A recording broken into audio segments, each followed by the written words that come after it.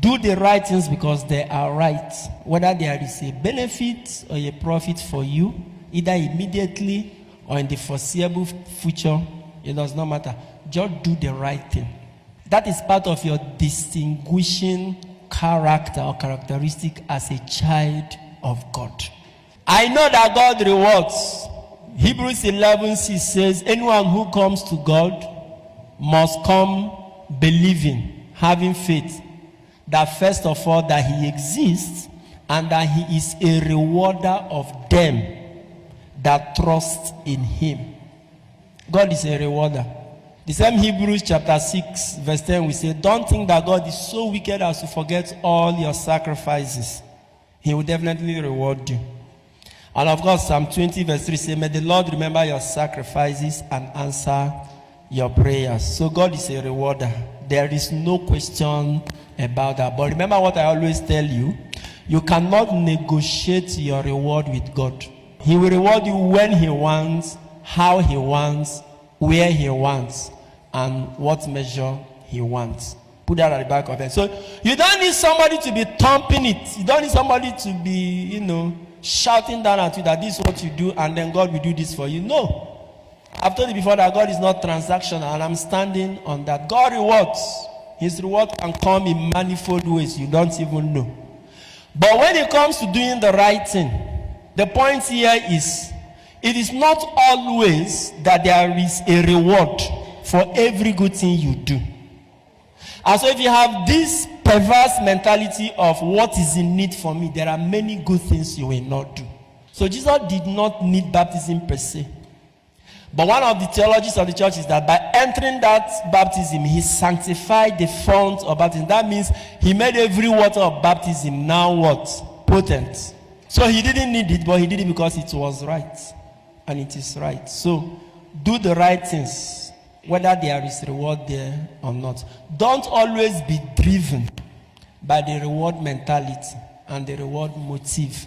And that, unfortunately, is one of the exaggerations of modern day Christianity, where you are told to do everything is attached to the reward of God. See, some of these ministers telling you that God will do this for you when you do that. God did not tell them anything. No. When somebody promises that when you sow seed with 500,000, you raise an altar for your child, for the future of your child will become successful. Your child will not experience any heartbreak. And so the reward for sowing the 500,000 is the future of your child. Go and sow. Your child will go through everything any other child goes through. Using 500,000 is not what God will use to guarantee the future of your child. God has not told him that. There are things God has not told ministers. There are promises that ministers are making to you. God did not tell them to make such promises to you. You as a person. So if you don't discard this perverse reward mentality in Christianity, you'll be in trouble. That's why many Christians are disillusioned. They don't sow seed tire. I've counseled many of them, Father, why is God quarreling with me? Father, I don't sow seed tire for only this small thing. And God does not want to do anything. Now, if you are sowing seed for God to do something for you, you're on your own. No? You're on your own. God gives freely. You too, you should give. When he wants to reward you, how he wants to reward you is what? Is his prerogative. So do it because it is right. During Mass now, during the Eucharistic thing, I will say, the Lord be with you. What are you going to answer? And with your sweet, then I will say, lift up your hearts. Then let us give thanks to the Lord our God. What is the response again? It is right and just. I will not hear you say when I say, let us give thanks to the Lord our God, because when you give thanks, you become a millionaire instantly. When you give thanks, you will no longer encounter difficulties. No, you said it is right and just. So the church is saying, do it because it is right and just.